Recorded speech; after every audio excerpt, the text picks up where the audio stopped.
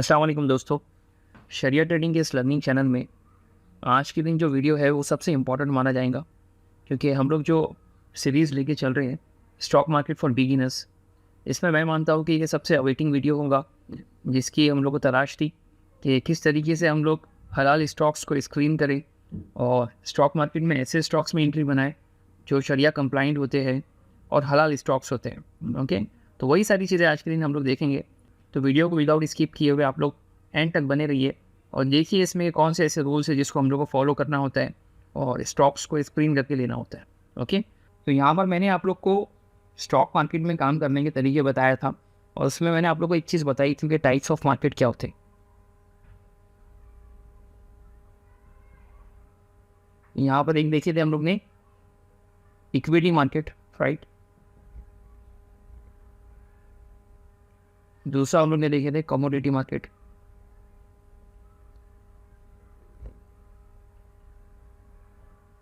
तीसरा हम लोग ने देखा था यहाँ पर करेंसी मार्केट,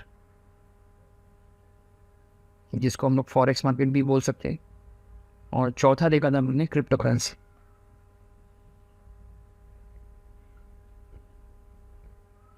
ओके, ये चार मार्केट्स हम लोग ने देखे थे। अब बात आएगी भाई कि किसमें काम करना है, किसमें काम नहीं करना है। ओके, तो इक्विटी मार्केट को थोड़ा सा हम लोग ने पढ़ा था, इसको इंग्लिश किया था, तो हम लोग को मालूम पड़ा कि इक्विटी में क्या क्या होता है भाई। इक्विटी कैश मार्केट होता है, जिसमें दो तरीके से काम चलता है। कौन से दो तरीके से? डेरिवेटिव में काम चलता है, मतलब लॉन्ग टर्म में काम चलता है, और एक शॉर्ट टर्म में चलता है जिसको हम लोग बोलते हैं इंट्राडे। ओके, इंट्राडे में भी दो चीज़ें होती है, एक होती है लॉन्ग पोजीशन और एक होती है शॉर्ट पोजीशन। मैं सारी चीज़ें एक साथ ही लिख ले रहा हूँ अभी, ताकि हर चीज़ हमारे सामने आ जाए, किस में काम करना है, किस में काम नहीं करना है, सब हम लोग को समझ में आ जाए। तो एक हम लोग ने देखा कि इसमें इक्विटी कैश मार्केट होता है। दूसरा हम लोग ने देखा था भाई इसमें कि फ्यूचर्स होता है। तो तीसरा हम लोग ने क्या देखा था? ऑप्शंस। तीसरा हम लोग ने क्या देखा था भाई? ऑप्शंस। तो इतनी सारी चीज़ें हम लोग ने पढ़ ली है हमारे पूरे कोर्स में। अब इसमें से एज ए मुस्लिम और इस्लामिक वे में अगर हम लोग काम कर रहे हैं तो कौन से मार्केट में हाथ डालना चाहिए, कौन से इंस्ट्रूमेंट में काम करना चाहिए, कौन से में नहीं करना चाहिए, हम लोग को देखना चाहिए। ओके, तो यहाँ पर अगर हम लोग बात करें तो इक्विटी मार्केट में काम करना हमारे लिए अलाउड है, ठीक है। कमोडिटी मार्केट में हम लोग काम नहीं कर सकते क्योंकि यहाँ पर सिर्फ बोली लगती है। फ्यूचर्स में खाली ट्रेड होते हैं, यहाँ पर सिर्फ बोली लगती है, स्पेक्यूलेशन होता है, तो इसमें हम लोग काम नहीं कर सकते। करेंसी मार्केट में हम लोग काम नहीं कर सकते क्योंकि पैसे पे पैसा नहीं बना सकते हम लोग।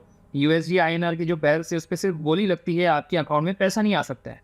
आप सिर्फ और सिर्फ इस पर बोली लगा सकते हैं कि भाई यूएस का भाव ऊपर जाएगा या रुपीज़ का भाव नीचे आएगा या ऊपर जाएगा, ये सिर्फ बोली लगती है। कमोडिटी में भी गोल्ड सिल्वर होते हैं, तो गोल्ड सिल्वर आपके अकाउंट में नहीं आ रहे, आप लोग सिर्फ गोल्ड का भाव बढ़ेगा कि नहीं बढ़ेगा इस पर बोली लगा रहे, तो ये सट्टा बाजारी हो गया, तो इसमें हमारा काम करना अलाउड नहीं है। क्रिप्टो करेंसी में 50-50% चांसेस है कि बहुत से उलमा ने हाँ बोला है, बहुत से ने नहीं बोला है, तो इसके फतवे आप लोग ने देख लेना पर्सनली जाके। और ये मार्केट को अच्छे से समझने की बात है, इसमें हाथ डालना काफ़ी रिस्की मार्केट होता है। ओके, तो यहाँ पर हमारे लिए जगह कौन सी बची है फिर? Equity market. अब इक्विटी मार्केट के तीन इंपॉर्टेंट टाइप्स मैंने आप लोगों को बताया था, इक्विटी, कैश मार्केट, फ्यूचर्स और ऑप्शंस, जो कि इसके डेरिवेटिव्स है। तो यहाँ पर इसके जो डेरिवेटिव्स है, फ्यूचर्स और ऑप्शंस, इसमें हम लोग काम नहीं कर सकते। क्यों नहीं कर सकते? क्योंकि भाई ये सिर्फ बोली लग रही है, फ्यूचर में भी ऑप्शन में भी, स्टॉक्स में भी इंडेक्सेस में भी सिर्फ और सिर्फ बोली लग रही है, आपके अकाउंट में आता नहीं है कुछ। जैसे इंडेक्स पे मैंने काम किया है निफ्टी पर, इंडेक्स पे अगर मैंने काम किया है निफ्टी पर, तो भाई निफ्टी तो बना है 50 इंपॉर्टेंट कंपनीज से, जो कि मेरे अकाउंट में 50 कंपनी के शेयर्स आने वाले बिल्कुल भी नहीं होने वाला है। इस पर सिर्फ और सिर्फ लगने वाली है बोली। आ रही बस समझ में? स्पेकुलेशन होने वाला है, इसलिए हम लोग इस पर काम नहीं कर सकते। ओके, फ्यूचर्स में भी काम नहीं कर सकते। कौन सी पोजीशन बची फिर अब हमारी? हमारे लिए पोजीशन बची है ये डिलीवरी और इंट्राडे। इसमें हम लोग सिर्फ डिलीवरी में काम कर सकते हैं, हम लोग इंट्राडे में भी काम नहीं कर सकते। तो सारा चार्ट अभी आप लोग के सामने है, आप लोग अगर चाहे तो स्क्रीनशॉट भी ले सकते हैं। स्टॉक मार्केट में अगर आप लोग को काम करना है, ये मार्केट है बस में सिर्फ और सिर्फ डिलीवरी में हम लोग काम कर सकते हैं, मतलब लॉन्ग टर्म में काम कर सकते हैं। इंट्राडे भी हमारे लिए अलाउड नहीं है। तो क्यों हम लोग इंट्राडे में काम नहीं कर सकते? एक क्वेश्चन हमारे माइंड में हमेशा आता है। तो एक चीज़ मैं आपको बताता हूँ कि स्टॉक मार्केट में जो हम लोग काम करते हैं ये हमारे लिए अलाउड क्यों है, इसके पीछे एक रीज़न है। क्या रीज़न है भाई? क्योंकि स्टॉक मार्केट को हम लोग एज ए बिजनेस ट्रीट करते हैं। ओके, हमने किसी भी कंपनी के शेयर्स लिए हैं तो कंपनी के शेयर्स हमने जो लिए हैं, कंपनी में हमारी हिस्सेदारी हो गई है, कंपनी में हमारा शेयरिंग हो गई है, हिस्सेदारी हो गई है, इसीलिए ये बिजनेस हमारे लिए अलाउड है। ये चीज़ कोई नई नहीं है, काफ़ी पुरानी चीज़ है, ये काफ़ी सदियों से चली आ रही है। स्टॉक मार्केट में जो काम हो रहा है इसको ऐसे ही समझो कि 2 से 3 दोस्तों ने मिल के एक बिजनेस खोल दिया और यहाँ पर पार्टनरशिप कर ली। अब इसमें ऐसा भी हो सकता है ना कि एक दोस्त NRI है जो बाहर से उनको पैसा बेच रहा है, उसकी कोई हिस्सेदारी जो भी है कंपनी में, वो कोई काम नहीं कर रहा है, बिजनेस में कोई भी कंट्रीब्यूशन कर नहीं रहा है, उसने सिर्फ क्या किया है, फंडिंग की है। ओके, तो ये बिजनेस का पार्टनर हो चुका है। सेम चीज़ हम लोग भी कंपनी में जाके काम कर नहीं सकते, है ना। हम लोग सिर्फ कंपनी के शेयर्स लेके कंपनी को फंडिंग दे रहे हैं, राइट। अब कंपनी अच्छी निकली होंगी तो उसकी प्रॉफिट्स जो होंगे हम लोग को भी मिलेंगे। आ रही बात समझ में? बट यहाँ पर जो बंदा अगर सोच रहा है कि मैं इंट्राडे में काम करूँगा, तो उसने एक चीज़ तो सबसे पहले डिसाइड कर ली कि वो डिलीवरी के लिए नहीं जा रहा है। क्या सोच लिया उसने? डिलीवरी के लिए नहीं जा रहा है। ओके, अब आपको कंपनी के शेयर्स चाहिए ही नहीं, डिलीवरी में अगले दिन आएंगे, आपको कंपनी के शेयर्स चाहिए ही, तो आपने सिर्फ और सिर्फ बोली लगाई है। मतलब आपने क्या किया है, स्पेक्यूलेशन किया है जो हमारे लिए अलाउड नहीं है, सट्टाबाजी हो जाएगा अपनी। आ रही बात समझ में? तो इसलिए इंट्राडे वाले ऑप्शन में मामला ये है कि हम लोग को डिलीवरी, हमारी नीयत ही ऐसी होती है कि हम लोग को डिलीवरी नहीं चाहिए। ओके, अगर हमारी ऐसी नीयत है तो हमारे लिए ये चीज़ अलाउड ही नहीं है। सेकेंड थिंग इज दैट कि इंट्राडे वाले केस में आपको क्या मिलता है भाई? इंट्राडे वाले केस में कंपलसरी है कि आपको मिलता है वही मार्जिन। ठीक है, आपका ब्रोकर आपको 20% मार्जिन देने बोलता है, बाकी का अमाउंट वो भी करता है। ओके, तो मार्जिन दे रहा है मतलब क्या कर रहा है भाई? आपको लोन दे रहा है, आपको लीवरेज या लोन दे रहा है। अगेन ये चीज़ हमारे लिए अलाउड नहीं है। आ रही बात समझ में? ये एक सेकंड पॉइंट आ गया यहाँ पर। थर्ड थिंग इज दैट कि you are not a complete owner. अभी कोई ऐसा बोले भाई कि नहीं भाई आपने हमने इंट्राडे किया है, हमारे पैसे कटे हैं, हम लोग उस कंपनी के मालिक हैं, और आप बोल रहे हैं कि आप उस कंपनी के ओनर हैं, तो भाई इंट्राडे वाले केस में जो इंसान मार्जिन पे ट्रेड लेता है ना, तो वो कंप्लीट ओनर होता ही नहीं है। वो कंप्लीट ओनर होता ही नहीं है, वो सिर्फ और सिर्फ पार्शियल ओनर होता है। क्या होता है भाई? वो सिर्फ और सिर्फ पार्शियल ओनर होता है। कैसे बोल रहा हूँ मैं ये चीज़?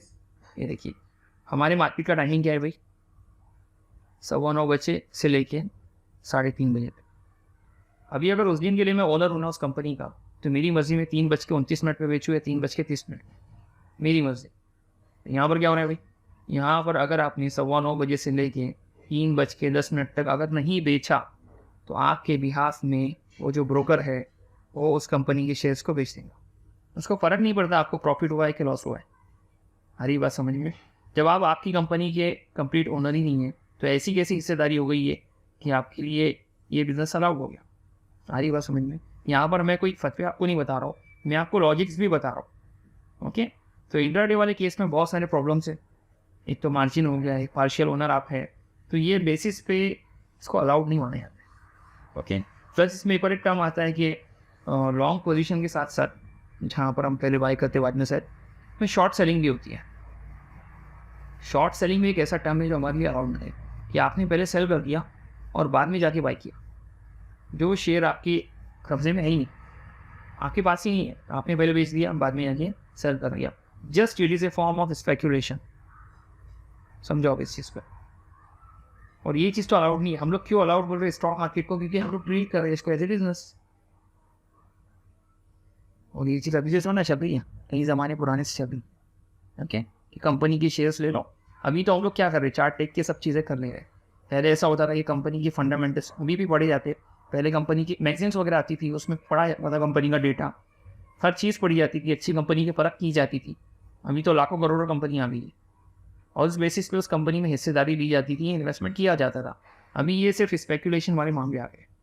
Okay, that's why intraday is not allowed in our Islam. Okay, तो हमें पूरी कोशिश करना चाहिए, इससे बचना चाहिए। ठीक है, बट डिलीवरी के केस में भी कुछ इंपॉर्टेंट मसले। क्या मसले भाई? जब भी हम लोग किसी कंपनी का शेयर लेते हैं, ठीक है, विप्रो कंपनी का शेयर मैंने लिया है, 400 के रेट में, ठीक है। मैंने फॉर एग्जांपल 10 शेयर्स ले लिए। अब मैंने इसको एक दिन से ज़्यादा होल्ड कर लिया, तो क्या मेरे को इसकी डिलीवरी मिलेंगी या नहीं मिलेगी? डिलीवरी का मतलब ये होता है भाई कि ये जो शेयर्स है ना, ये आपके डीमैट अकाउंट में आ जाना चाहिए। ये शेयर्स आप लोग के डीमैट अकाउंट में आ जाना चाहिए। जैसे हम लोग कोई भी सामान लेते हैं डिलीवरी से, फ्लिपकार्ट से, अमेजोन से, तो क्या होता है भाई, हम लोग क्लिक करते हैं, उसकी प्रोसेसिंग शुरू होती है और वो हमारे घर तक आ जाता है। तो कंपनी के शेयर्स की डिलीवरी का मतलब ये है कि जो भी ब्रोकर का आपका अकाउंट है, ज़ीरोधा का, एंजल वन का, शेर खान का, जो भी अकाउंट है, उसमें आपके शेयर्स अगर आ गए तो मतलब आपको उसकी डिलीवरी मिल गई। बट स्टॉक मार्केट में NSE BSE में ये चीज़ अभी चलती है कि कोई भी कंपनी के शेयर्स जब हम लोग लेते हैं ना, तो वो हमारे अकाउंट में आते कभी भाई T+1 डे। कब आते भाई? T+1 day. T का मतलब ट्रेडिंग डे, T का मतलब भाई ट्रेडिंग डे। तो फॉर एग्जांपल मैंने किसी कंपनी के शेयर्स लिया है मंडे के दिन और ये है मेरा ट्रेडिंग डे, तो मेरे अकाउंट में शेयर्स आएंगे कब भाई? फिर चाहिए इसको मैं बोलूँगा T+1। पहले उस ऐसा होता था कि T+2 डे में आते थे, T+2 डेज में आते थे, मतलब क्या, वेडनेसडे के दिन आते थे। ओके, अब ये चीज़ थोड़ी सी चेंज हो गई, ठीक। तो T+1 डे में मुझे डीमैट अकाउंट में शेयर्स मिल जाएंगे, मतलब मुझे डिलीवरी मिल जाएगी। तो ऐसा बोला जाता है वही कि अगर आपको डिलीवरी मिली है तो ही आप लोग ये शेयर्स को आगे बेच सकते हैं, वरना आप लोग इसको नहीं बेच सकते। तो ही आप लोग ये शेयर्स को बेच सकते हैं, वरना आप लोग इसको नहीं बेच सकते। बट इसके पीछे के भी मसले आप लोग ने मालूम कर लेना, क्यों ऐसा होता है कि डिलीवरी आप लोग को लेट मिलती है, ये चीज़ें भी हम लोग समझ लेंगे, ठीक है। तो हम लोग को ये शेयर्स T+1 डे पे क्यों मिलते हैं भाई, रियल टाइम में क्यों नहीं मिलते? तो इसके पीछे का लॉजिक ये होता है एक्चुअली कि आप लोग अगर बायर है, आप लोग अगर बायर है और आप लोग ने एक ऑर्डर प्लेस किया है आपके ब्रोकर के थ्रू, ठीक है, तो ये जो ऑर्डर है ना, ये जाएगा NSE BSE में, जो भी एक्सचेंज है ना, यहाँ पर जाएगा ये ऑर्डर। ओके, अब आप बायर ने आपने प्लेस किया है और ये जब जाएगा NSE BSE में, तो इस बीच में लगेंगे डिपॉजिटरी पार्टिसिपेंट्स, ये इसको हम लोग बोलते हैं इंटरमीडिएटरीज। ओके, तो जैसे आप लोग ने देखा होगा CDSL हो गया, ADSL हो गया। ओके, तो ये सारे प्रोसेस से होते हुए यहाँ पर जाता है एक्सचेंज में। सेम चीज़ ऐसी चलती है कि वहाँ से भी किसी बंदे ने ऑर्डर प्लेस किया है ब्रोकर के थ्रू, ठीक है, इसके ब्रोकर के थ्रू, और यहाँ पर जो बंदा है इसको मैं बोलूँगा सेलर, ठीक है। तो ये बंदा रेडी है सेल करने के लिए, आप रेडी है बाय करने के लिए। ये चीज़ें ब्रोकर के थ्रू हो रही है, बीच में डिपॉजिटरी पार्टिसिपेंट्स आ रहे हैं और NSE BSE पे एक्सचेंज में सारी चीज़ें ट्रेड हो रही है और रिटर्न आपके अकाउंट में शेयर्स आ रहे हैं। तो आपने पे किया है तो भाई आपको शेयर्स मिल जाएंगे, और इसने शेयर्स को बेचा है मतलब इसको क्या मिलेगा भाई, इसको फंड मिल जाएंगे, इसको मिल जाएगा कैश, ठीक है। और ये चीज़ें चल, ये पूरा प्रोसेस होने के लिए भाई T+1 डे लगता है, समझे। तो इस तरीके से ये चीज़ चलती है।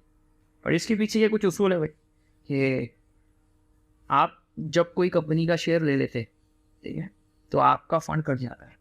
आप जो भी कंपनी के शेयर्स लेते हैं तो आपके अमाउंट से या आपका जो भी फंड है वो डिडक्ट हो जाता है आपके अकाउंट से, ठीक है। तो आप इसके मालिक हो गए, क्योंकि आपको एक मेल दिया जाएगा कि आपको आपका फंड डिडक्ट हो चुका है।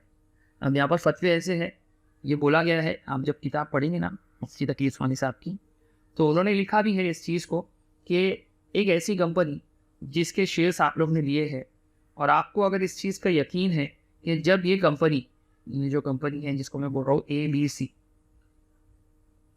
अगर इसमें ब्लास्ट हो गया और ये पूरी कंपनी डूब गई, पूरी कंपनी, ओके, पूरी कंपनी यहाँ पर डिस्ट्रॉय हो गई, ओके, तो आप ये चीज़ खाली मुझे बताओ कि इसमें नुकसान आपका हुआ या जो बंदे ने आपको बेचा था, उस दिन जो बंदे ने आपको बेचा था उसका नुकसान हुआ। आरी बस समझ, मैं एक फतवा, मैं यहाँ पर कोई फतवा वगैरह नहीं बताना चाह रहा हूँ मेरी तरफ से, मैं अपने एक नाकिस जहन से एक चीज़ समझाना चाह रहा हूँ जो मुझे मालूम पड़ी है। वो ये कि यहाँ पर लोग बोलते हैं कि भाई डिलीवरी में आने से पहले, डीमैट अकाउंट में आने से पहले शेयर्स को नहीं बेचा जा सकता। इसका सेम मतलब ये हो गया कि इंट्राडे में नहीं बेचा जा सकता। हालांकि हम लोग इंट्राडे नहीं कर रहे, हम लोग ने उसी दिन लिया है, पर उस दिन या अगले दिन अगर शेयर्स अकाउंट में नहीं आते तो क्या आप लोग उसको बेच सकते कि नहीं बेच सकते? तो उसके पीछे का रीज़न और एक लॉजिक है कि अगर वो कंपनी उस दिन ब्लास्ट हो गई और डिस्ट्रॉय हो गई तो क्या ये नुकसान जो हुआ है ये आपका हुआ है क्या? अगर आपका नुकसान हुआ है तो समझ जाओ आप बेच सकते हैं। क्या बोलना चाह रहा हूँ मैं? और अगर नुकसान उस बंदे का हुआ है जिसने आपको बेचा था, उस बंदे का नुकसान हो रहा है जिसने आपको बेचा था, क्योंकि उसकी तरफ से शेयर सही से रिलीज नहीं हुए, आपके डीमैट अकाउंट में नहीं आए, उसका नुकसान हुआ, आपका नहीं हुआ, तो समझ जाओ कि ये इट इज़ नॉट अलाउड। तो डेफिनेटली नुकसान आपका होने वाला है, क्योंकि जैसे ही आप लोग ने लिया है ना, आपके पैसे कट चुके हैं। और ऐसा तो होता नहीं है कि स्टॉक मार्केट में जो ईमेल आपको उसी दिन मिल जाता है कि पैसे कट गए, शेयर्स आपको नहीं मिले, ऐसा तो होता नहीं है। इसको तो एक सिंपल और हम लोग इस तरीके से बोल सकते हैं कि भाई आपने कोई बाइक ली और बाइक की जो आरसी बुक है वो आने में कुछ दिन लग गए, आपने पैसे पे कर लिए, पूरा एग्रीमेंट बन गया, आरसी बुक का खाली वेट कर रहे हैं। तो भाई आरसी बुक को 10 दिन लगे, 15 दिन लगे, 20 दिन लगे, 40 दिन लगे, बाइक तो आपकी हो गई ना। आ रही बात समझ में? तो ये चीज़ समझो आप लोग। और इस पर मैं कोई फतवा देने के लिए नहीं बैठा हूँ, मैं चीज़ें बता रहा हूँ जो मैंने पढ़ी है। और आप लोग ज़रूर करके जाइए और जो मसाइल की किताब है उसको पढ़िए और समझिए इन चीज़ों को कि हम लोग को किस तरीके से शेयर मार्केट में खरीदो फरोख्त करना चाहिए। ठीक है, तो हम लोग देखते हैं आगे कि कौन सी कंपनीज में हम लोग को काम करना है और कैसे कंपनीज को स्क्रीन किया जाता है, शरिया कंप्लाइंट कंपनीज को। ठीक है, तो यहाँ पर अगर हम लोग देखें तो यहाँ पर 3 इंपॉर्टेंट फैक्टर्स हम लोग के सामने दिख रहे हैं कि हम लोग को ऐसी कंपनीज में एंट्री बनानी है जिनके बिजनेस सेक्टर जो है वो क्लियर हो। ओके, जिनके बिजनेस प्योर हो। देखेंगे हम लोग कौन से बिजनेसेस में हम लोग काम करते हैं। सेकंड नंबर पे वो कंपनीज़ के फिनेंशियल रेशोज़ जो होते हैं, सेकंड नंबर पे वो कंपनी के जो फिनेंशियल रेशोज़ होते हैं वो क्राइटेरिया में सेट हो जाए। सेकंड नंबर पे वो कंपनी के जो फिनेंशियल रेशोज़ है उनको स्क्रीन करेंगे और जो हमारी शर्त है उसमें अगर बैठ रहे तो हम लोग उसमें एंट्री बना सकते हैं। एंड थर्ड नंबर पे एक और एक चीज़ होती है कि डिविडेंड प्यूरिफिकेशन, कि अगर हमें किसी कंपनी के डिविडेंड्स मिले हैं तो हम लोग को उसको भी प्यूरीफाई करना होगा। ओके, तो ये 3 चीज़ें अपने माइंड में लेके हम लोग चलेंगे और स्टॉक्स को स्क्रीन करेंगे और उसके बाद में ऐसी कंपनीज़ में हम लोग एंट्री बना सकते हैं। ओके, तो सबसे पहली चीज़ यहाँ पर आएंगी जिसको हम लोग बोलेंगे बिजनेस सेक्टर स्क्रीनिंग। ओके, तो ये सारी कंपनीज़ है जिनके स्टॉक्स हम लोग नहीं ले सकते। इसके अलावा जो भी सेक्टर्स की कंपनी हम लोग को दिख रही है उनके स्टॉक्स हम लोग ले सकते हैं।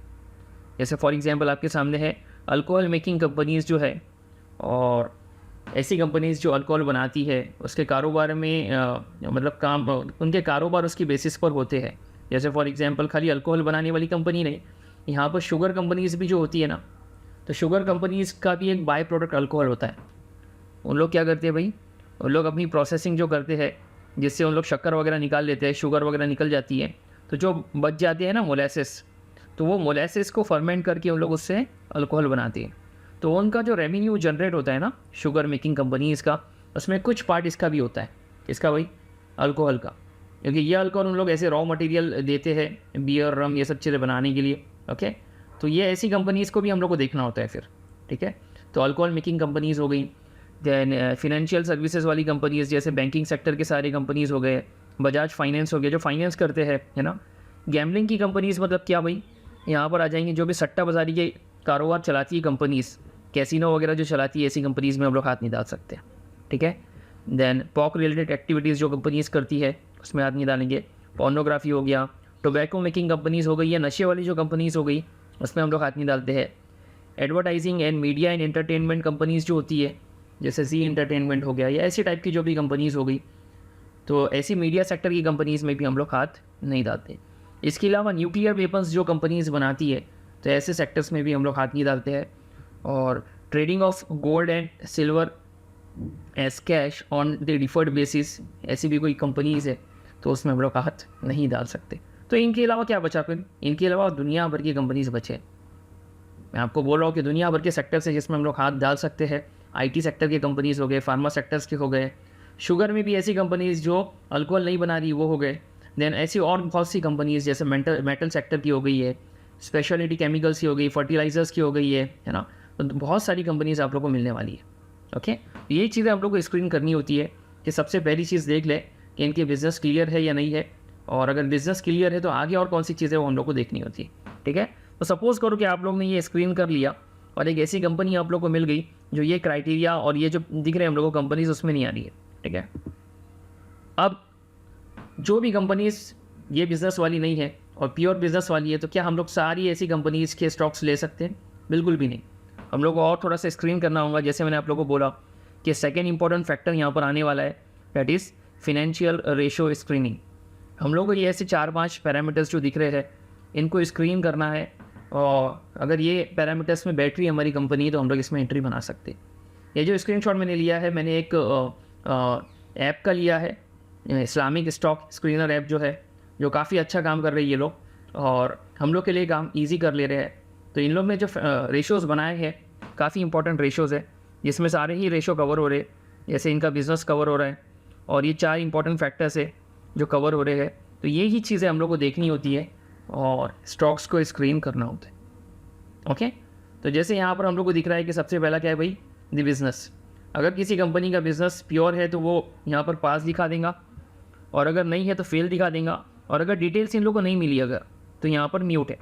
मतलब इसका हम लोग को पर्सनली जाके स्क्रीन करना होगा, देखना होगा कि ऐसी कोई कंपनी है जिसका बिज़नेस क्या है, तो वो आप लोग को दिख जाएगा। ठीक है, ये चीज़ हम लोग को पर्सनली जाके फिर देखनी होगी। अगर ये ऐप में नहीं दिखा रहा है तो हम लोग को जाके देखना होगा कि इनका बिज़नेस क्या है एक्चुअली। ठीक है, देन सेकेंड इंपॉर्टेंट फैक्टर यहाँ पर हम लोग को दिख रहा है, that is the income from non sharia compliant investments. Okay, अब ये चीज़ मैं आप लोगों को बताता हूँ कि कोई एक कंपनी है, फॉर एग्जांपल मैं बोल रहा हूँ विप्रो की बात कर रहा हूँ मैं। ठीक है, विप्रो एक आईटी सेक्टर की कंपनी है जो आईटी सर्विसेज प्रोवाइड करते हैं। इनके और भी मेथड से काम करने की इन लोग बहुत सारी चीज़ें भी और बनाते हैं। ओके, सपोज़ करो कि ये जो कंपनी है इनका रेवेन्यू काफ़ी अच्छा जनरेट हो चुका है।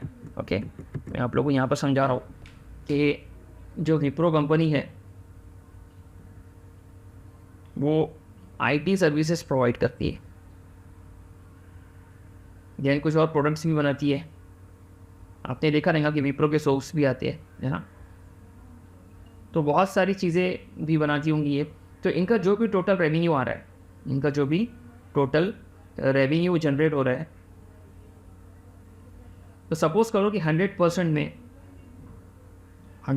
में इनका जो भी रेवेन्यू जनरेट हो रहा है खाली ये 2 सोर्सेज से नहीं हो रहा है, और भी कुछ सोर्सेज से हो रहा है। ओके, तो इनका जो रेवेन्यू जनरेट हो रहा है उसमें और भी चीज़ें आती है कि अगर इनके पास में पैसा एक्स्ट्रा में है, सरप्लस अमाउंट इनके पास में बचा हुआ है, तो इन लोग क्या करेंगे, इन लोग इन्वेस्टमेंट्स करेंगे।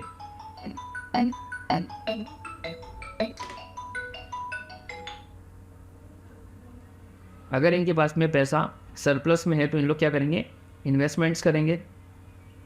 ठीक है, या इन लोग क्या करेंगे भाई, किसी को लोन दे देंगे। ओके, अब इन्वेस्टमेंट कर रहे तो कौन सी जगह पर कर रहे, ये सोर्स हम लोग को निकालना ज़रूरी है। ओके, क्या वो सोर्स जो है वो शरिया कंप्लाइंट है। जैसे मैंने आप लोगों को बताया कि ऐसी एरियाज़ में हम लोग अगर इन्वेस्ट कर रहे हैं जो हमारे लिए अलाउड नहीं है, जैसे शराब की कंपनी में इन्वेस्टमेंट कर दिया और जो भी सट्टा बाजारी वाली कंपनीज़ में कर दिया, या इन लोग ने लोन तो दिया है, लोन से इन लोग को मिल रहा है इंटरेस्ट, लोन से इन लोग को क्या मिल रहा है भाई, इंटरेस्ट। तो क्या ये इंटरेस्ट काफ़ी ज़्यादा है। ओके, तो ये सारी चीज़ें देखनी पड़ेंगी कि ये कितनी इंक्लूड हो रही है इन लोग के रेवेन्यू में। ओके, तो ये रेशो ये चीज़ को बता रहा है कि अगर ऐसे सारे इनकम के सोर्सेस जो शरिया नॉन कंप्लाइंट है, जो शरिया नॉन कंप्लाइंट है, कंप्लाइंट की बात नहीं चल रही, कंप्लाइंट की अगर बात रही तो टेंशन ही नहीं है, but sharia non compliant sources से जो रेवेन्यू जनरेट हो रहा है, सपोज करो कि ये सोर्स से इन लोगों को जनरेट हो रहा है भाई 90% इन लोग का रेवेन्यू ये वाले प्योर सोर्सेज से जनरेट हो रहा है और 10% ये वाले सोर्सेज से हो रहा है, तो ऐसी कंपनी में हम लोग हाथ नहीं डाल सकते। क्यों नहीं डाल सकते, क्योंकि लिमिट यहाँ पर तय कर दी गई है कि वो 5% से ज़्यादा नहीं होना चाहिए। शरिया नॉन कंप्लाइंट सोर्सेस ये जो हम लोग को दिख रहे हैं ना, शरिया नॉन कंप्लाइंट सोर्सेस, इनसे जो रेवेन्यू जनरेट हो रहा है वो 5% से ज़्यादा नहीं होना चाहिए। अगर बढ़ जा रहा है तो हम लोग ऐसी कंपनी में हाथ नहीं डालेंगे। ओके, तो सोर्सेस में यहाँ पर मैं लिख रहा हूँ कि शरिया नॉन कंप्लाइंट। ओके, तो ऐसी चीज़ आप लोग को देखनी है कि कंपनी के अगर सोर्सेज ज़्यादा हो जा रहे हैं, मतलब क्या हो रहा है भाई, ये इनका प्योर बिजनेस से हट के दूसरी तरफ से ज़्यादा आ जा रहा है। ठीक है, तो ये क्राइटेरिया हम लोग ने देखा। ठीक है, नेक्स्ट हम लोग देख लेते पापा यहाँ पर कि ये वाली जो कंपनी फिलहाल मुझे दिख रही है, इसका क्या दिखा रहा है भाई, 2% दिखा रहा है, इसलिए ये पास है। अगर 5% के ऊपर होता तो फेल होता था। ठीक है, थर्ड इंपॉर्टेंट क्राइटेरिया दिखा रहा है यहाँ पर कि इंटरेस्ट बियरिंग डेप्ट टू टोटल एसेट्स रेशियो जो होगा, या इसको मैं सिंपल भाषा में आप लोगों को बोलूँगा, ये कंपनी पे जो डेप्ट है या कंपनी पर जो लोन है, तो वो लोन है ना 33% से ज़्यादा नहीं होना चाहिए। कंपनी पर जो टोटल लोन है ना वो 33% से ज़्यादा नहीं होना चाहिए। अब इसके पीछे का क्या लॉजिक है? अब सपोज करो कि कंपनी है भारती एयरटेल, टेलीकम्युनिकेशन सेक्टर की कंपनी है। इन लोग के अंदर आप लोग जब जाके देखेंगे ना तो इन पे जो डेप्ट होता है या इन पे जो लोन होता है ना बहुत ज़्यादा होता है। ऐसे समझ के चलो कि मोर देन 50% इन पे जो लोन होता है ना वो मोर देन 50% होता है। ओके, मोर देन 50% इन पे लोन होता है। तो लोन में गोते लगाते रहती है कंपनीज। ऐसी कंपनी जिनका कारोबारी लोन पर डिपेंड है, तो ऐसी कंपनीज में हम लोग हाथ नहीं डाल सकते। ओके, तो कौन सी कंपनी में हाथ डाल सकते हैं? सपोज करो कि विप्रो की बात लेता हूँ, IT सेक्टर की कंपनी है। इसका एक्चुअल बिजनेस प्योर है, इसका एक्चुअल बिजनेस प्योर है, बट इसने अपने बिजनेस को चलाने के लिए ले लिया है थोड़ा सा लोन। अब लोन लिया है भाई, लोन वाले बिजनेस में हम लोग काम नहीं करते। तो ऐसा नहीं है भाई, अगर आप लोग जब फतवे वगैरह निकालेंगे तो फतवा इसमें जो आया है, अलग अलग इख्तिलाफ राय है इसमें, और इसमें बहुत से उलमा की ये राय है कि लोन अगर थोड़ा सा भी क्यों ना हो जाए, एक बूंद बराबर, अगर वो इंक्लूड हो चुका है तो वो बिज़नेस में हम लोग हाथ नहीं डाल सकते। और बहुत से उलमा का ये भी इख्तिलाफ है और ये भी राय है, जैसे मौलाना मुफ्ती तकी उस्मानी साहब की अगर आप लोग किताब पढ़ेंगे शरई मसाइल की, तो इसको आप लोग अच्छे से पढ़िए। इसमें इन्होंने स्टॉक मार्केट के बारे में जो फतवे दिए हैं और जो पूरी बुक लिखी है, काफ़ी इंपॉर्टेंट बुक है वो। तो उसमें उन्होंने भी बताया है कि इख्तिलाफ राय तो है, बट ये बोला गया है कि जो कंपनी का एक्चुअल बिजनेस 100% में से अगर मैं इसको डिवाइड करूँ 3 पार्ट्स में, ओके, तो 3 पार्ट्स में अगर मैं डिवाइड करूँ और इसमें 1/3 पार्ट इसमें क्या है, लोन वाला है, और ज़्यादा वाला जो पार्ट है, ज़्यादा वाला पार्ट कितना हो गया भाई, 2/3 पार्ट जो हो गया वो विदाउट लोन वाला है। ओके, वो विदाउट लोन वाला है। तो ऐसी कंपनी में हम लोग हाथ डाल सकते हैं। अब 100% का 1/3 कितना हो गया भाई, 33%। 2/3 कितना हो गया भाई, 66% के ऊपर हो गया। आ रही बात समझ में? मतलब ये हो गया भाई कि भाई 50% तो लोन में डूबी नहीं है कि इंसान सोच में पड़ जाए कि इसका कारोबार लोन पर है कि विदाउट लोन पर है।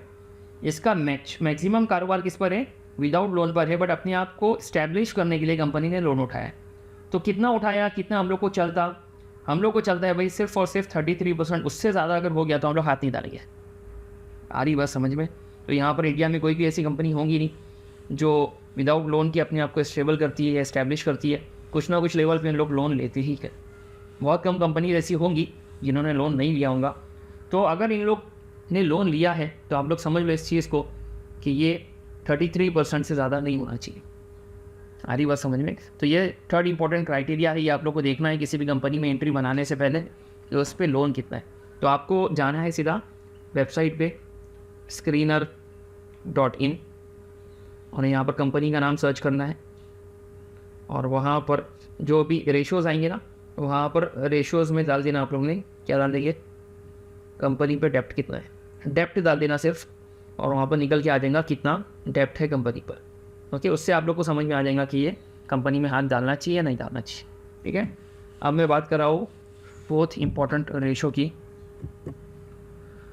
फोर्थ इंपॉर्टेंट रेशो यहाँ पर दिख के आ रहा है भाई, illiquid assets to total assets ratio which should be more than 20%।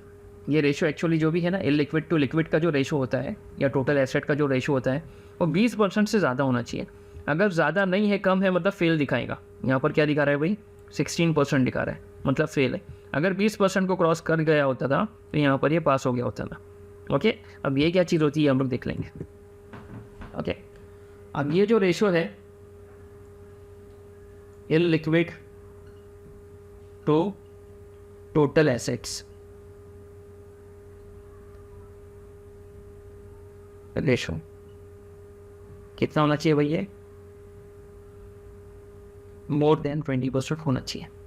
इसमें थोड़ी सी इख्तिलाफी राय है कि कुछ बोलते भाई इसमें 50% होना चाहिए, कुछ बोलते भाई 30%, बट आमतौर पर इन जनरल ऐसा मान लिया गया है कि 20% होना चाहिए। अब ये चीज़ें होती क्या है, इसको थोड़ा हम लोग समझते। ठीक है, अब एक कंपनी है जो स्टॉक मार्केट पे लिस्ट हुई है। ठीक है, एक कंपनी का मैं नाम लिख रहा हूँ ABC, जो जिसने अपना IPO लेके आया और स्टॉक एक्सचेंज पे, मतलब मैं लिख रहा हूँ यहाँ पर के NSE पे लिस्ट हो गई। ठीक है, इसने क्या किया भाई, IPO लेके आया, पब्लिक से पैसा ले लिया। इनिशियल पब्लिक ऑफरिंग बोलते हैं ना इसको। पब्लिक से फंड रेस किया इसने, ऐसा मिल गया भाई इसको, NSE पे लिस्ट हो गई और ये कंपनी अभी दिखा रही है भाई 100 करोड़ की कंपनी। ये कंपनी मत गई 100 करोड़ की, बट एक्चुअली ये एक फर्जी कंपनी है। इट इज़ ए फर्जी और फेक कंपनी। क्यों बोल रहा हूँ भाई मैं ये चीज़? क्योंकि ये कंपनी जो बोल रही है कि मैं 100 करोड़ की है, ना इसके पास में कोई ऑफिस है,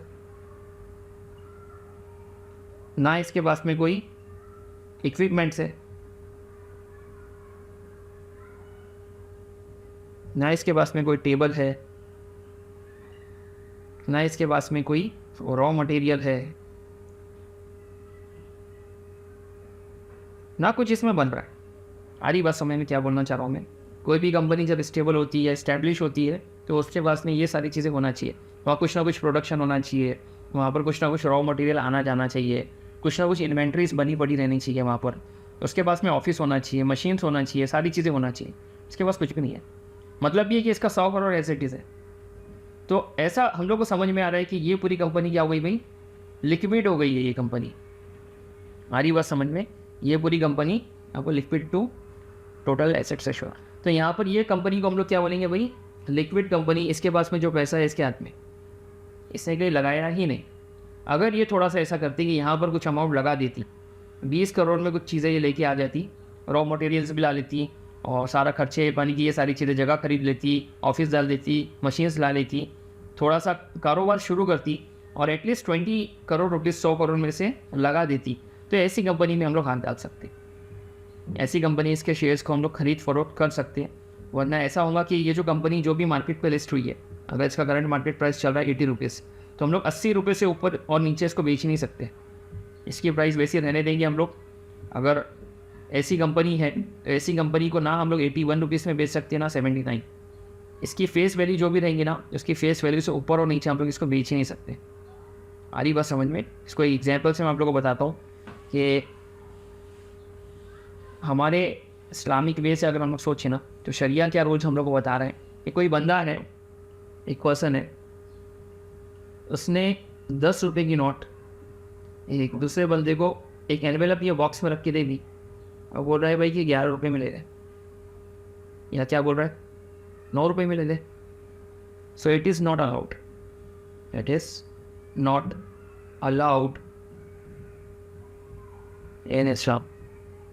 इसकी जो एक्चुअल वैल्यू है ना, वो है 10 रुपये। हम इसको बढ़ के या कम होके यूज़ ही नहीं कर सकते। आ रही बात समझ में? तो ये चीज़ आप लोग अच्छे से समझो कि हमारे इस्लाम में क्या चीज़ बोली गई है भाई। हमारे इस्लाम में ये चीज़ बोली गई है कि आप लोग पैसे पे पैसा लगा नहीं सकते, मतलब पैसे को पैसे से ऊपर और नीचे बेच नहीं सकते। आ रही बात समझ में? तो सेम कंपनीज़ में भी ये चीज़ चलेंगी कि ऐसी कंपनीज़ जो क्या बोलते हैं, जिसने अपने लिक्विड कैश को इलिक्विड नहीं बनाया है, ओके, और एक रेशो तक नहीं लेके गया है, तो ऐसी कंपनीज़ में हम लोग हाथ नहीं डाल सकते। आ रही बात समझ में?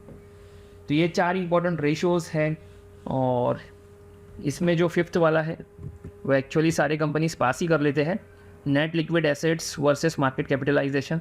तो कभी भी नेट लिक्विड एसेट्स जो होते हैं, इसका एक फार्मूला है, आप लोगों ने देख लेना, यही ऐप में आप लोग को दिख जाएगा फार्मूला। तो ये जो नेट लिक्विड एसेट्स का जो रेशो है ना, ये कभी भी मार्केट कैपिटलाइजेशन से बढ़ के होना चाहिए। आ रही बात समझ में? सेम चीज़ आप लोग को स्क्रीन पे मिल जाएंगी और ये जो रेशो है ना, ये रेशो के जैसा ही है सेम। आ रही बात समझ में? तो अगर बढ़ के है तो फेल दिखाएगा और बढ़ के नहीं है तो पास दिखाएगा, ओके। तो ये सेकंड चीज़ हम लोग ने देख ली किसी भी कंपनी की कि उसकी फिनेंशियल रेशो स्क्रीनिंग क्या है। आ रही बात समझ में? तो सेकंड देखना, अब आप लोग को लगेगा ऐसा भाई कि काफ़ी डिफिकल्ट यार कि इतने सारे पैरामीटर्स अगर कैलकुलेट करने बैठे और दिन भर लग जाएंगे और कंपनी में एंट्री कब बनाएंगे। इट्स नाउ वेरी सिंपल कि ये जो वेबसाइट है और ये जो भी ऐप है इस्लामिक स्टॉक स्क्रीनर, इसको आप लोग को डाउनलोड कर लेना है, फ्री है ये। और इसमें आप लोग को कोई भी कंपनी को सर्च, इसकी जो वॉच लिस्ट रहेंगी उसमें जाना है, सर्च करना है कोई भी कंपनी को और वहाँ पर उसके ये सारे रेशोज़ निकल के आने शुरू हो जाएंगे। अगर सारे पैरामीटर पास है तो समझ जाओ कि ये कंपनी हमारे लिए ग्रीन है, ओके। और एक आध भी इसमें फेल है मतलब वो रेड हो जाएंगे। आ रही बात समझ में? बहुत ईजी हो गया काम। आप लोगों को बस जो भी कंपनी में एंट्री बनानी है इसमें डालो, सर्च करो और देख लो उसके रेशोज़ क्या निकल के आ रहे हैं, ओके। तो इसमें बिजनेस भी कवर हो रहा है और फिनेंशियल रेशोज़ भी सारे कवर हो जा रहे हैं। अब थर्ड इंपॉर्टेंट पॉइंट ये बन रहा है भाई कि how to purify the dividend. अब क्या होता है ये चीज़ मैं आप लोगों को बताता हूँ कि डिविडेंड क्या चीज़ होती है। अब जो भी अच्छी कंपनीज होती है ना, गुड कंपनीज, इन लोग क्या कर दिए, इन लोग का जब प्रॉफिट्स अच्छा होने लगा है तो इन लोग अपने जो शेयर होल्डर्स हैं ना, या इन लोग के जो स्टेक होल्डर्स हैं ना, इन लोग को एक बोनस देते हैं in the form of dividend. Okay, तो जो भी सरप्लस अमाउंट है ना, या प्रॉफिट ही समझो इसको, तो इसको डिवाइड करके दे देंगे अपने जो भी स्टेक होल्डर्स। ओके, तो इसको बोलते हैं डिविडेंड देना। अब इन लोग ने डिविडेंड तो हम लोग को दे दिया, हम लोग को मिल गया। सपोज करो कि एक शेयर की वैल्यू थी 1000 रुपीज़, इसमें इन लोग ने एक एक बंदे को 10-10 रुपये का डिविडेंड देना शुरू कर दिया। आ रही बात समझ में। अब ये चीज़ यहाँ पर फिर से आ जाएगी कि ये जो कंपनी ने 10 रुपये हम लोग को दिए है, ये कंपनी के सारे पैरामीटर्स मुझे चेक करने पड़ेंगे। जो भी फिनेंशियल रेशियोज में देखा था ना, ये मुझे चेक करने पड़ेंगे। अब इसमें अगर नॉन शरिया सोर्सेज से जो पैसे आए हैं, जैसे वही चीज़ चलेंगी यहाँ पर कि इंटरेस्ट अगर ये कंपनी पर है, कुछ इंटरेस्ट से भी कुछ रेवेन्यू जनरेट हुआ है, तो वो जो अमाउंट रहेगा ना, उतना मेरे को इसमें से निकाल लेना है 10 रुपये में से। आ रही बात समझ में, वो मेरे को नहीं चलता। आ रही बात समझ में। जैसे मैं ऐप में आपको लेके जाऊँगा, मैंने एक चीज़ आप लोगों को बतानी भूल गई थी। क्या नहीं बताया था मैंने आपको कि यहाँ पर income from non sharia compliant investment जो भी रहेगा ना, ये 5% से ज़्यादा नहीं होना चाहिए। बट अगर 2% भी यहाँ पर दिखा रहा है तो ये भी हमारे लिए अलाउड नहीं है रखना। ओके, तो जब भी हम लोग को ऐसी कोई कंपनी है जिसमें हम लोग को प्रॉफिट होने लगे, ठीक है, सपोज करो कि 100 रुपये के शेयर पे मेरे को 10 रुपये का प्रॉफिट हो गया, तो वो कंपनी में फ़ौरन जाके देख लेना आपने कि जब भी आपने एग्जिट मारा है तो वहाँ पर ये रेशो कितना दिखा रहा है। अगर 2% दिखा रहा है तो जो भी आपका प्रॉफिट है ना 10 रुपये, उसमें से 2% आप लोग को निकाल के बिगैर सवाब की नीयत से आप लोग को किसी को दे देना है। ना इसको सदका बोलेंगे, ना इसको ज़कात बोलेंगे। हम लोग को क्या करना है भाई, बिगैर सवाब की नीयत से ये जो 2% उसका बनता है, तो 10 रुपये का 2% क्या रहेगा भाई, 2 रुपये नहीं रहेगा, ये 20 पैसा रहेगा। तो ये सेम एक शेयर तो लिया नहीं होगा आप लोग ने, काफ़ी लिए रहेंगे, तो जितना भी अमाउंट ये बनेगा ना उसको निकाल देना आपने, तब जाके आपके लिए ये सब चीज़ें हलाल हो जाएंगी और काम करना सही रहेगा आप लोग के लिए। ठीक है, तो डिविडेंड भी अगर आप लोग को मिल रहा है तो उसको प्योरीफाई कैसे करेंगे, उसके लिए भी ज़्यादा डिफ़िकल्टी नहीं है, आपको बस ये वाले ऑप्शन पे क्लिक करना है। तो ये आपसे इसकी स्टॉक की प्राइस पूछेगा, डेट पूछेगा, कुछ चीज़ें पूछेगा, और वहाँ पे कैलकुलेट करके बता देगा कि कितनी क्वांटिटी आपने जब ली थी तो कितना आप लोग को अमाउंट निकाल के देना है। सेम चीज़ उसको बिगैर सवाब की नीयत से आप लोग ने देना है। जैसा आप लोग आपके बैंक में रखा हुआ इंटरेस्ट देते ना, सेम कंसेप्ट यहाँ पर आएगा। ओके, तो प्योरीफाई करने के तरीके मैंने आप लोगों को बता दिए, स्क्रीनिंग के तरीके मैंने आप लोगों को बता दिए, और सारी चीज़ें मैंने बता दी कि स्क्रीन कैसे किए जाते हैं कंपनीज़ को। ठीक है, अब आप लोग को काम करना शुरू करना है। ये ऐप को डाउनलोड कर लेना आपने। इसके अलावा भी कुछ ऐप्स अवेलेबल है, जैसा इस्लामिक स्टॉक स्क्रीनर मैंने आप लोगों को बताया, ये फ्री है। तो यहाँ पर इस्लामिक अली बोल के एक है, ये पेड है। ओके, जैन ansar.com या ansar.in बोल के एक है। ओके, और बहुत से हैं, बट ऑथेंटिक सोर्सेज को ही आप लोग ने फॉलो करना चाहिए, जो रेगुलर अपने आप को अपडेट कर रहे हैं, है ना, और ज़्यादा सोर्सेज पे नहीं जाना चाहिए। आप लोग को बस ये चीज़ ध्यान में रखनी है कि आप लोग को किसी एक को फॉलो करके चलना चाहिए। ठीक है, तो यही था आज के वीडियो में, और मैं समझता हूँ कि काफ़ी इंपॉर्टेंट है ये चीज़, क्योंकि हम लोग इस लाइन में जब एंट्री कर रहे हैं तो हम लोग को इस लाइन का हलाल और हराम पता होना चाहिए, है ना, और इसके बाद ही हम लोग ने इस लाइन में एंटर करना चाहिए। तो भाई आज के वीडियो के लिए इतना काफ़ी, मिलते हैं हम लोग इंशाल्लाह एक नेक्स्ट वीडियो में। अल्लाह हाफिज़।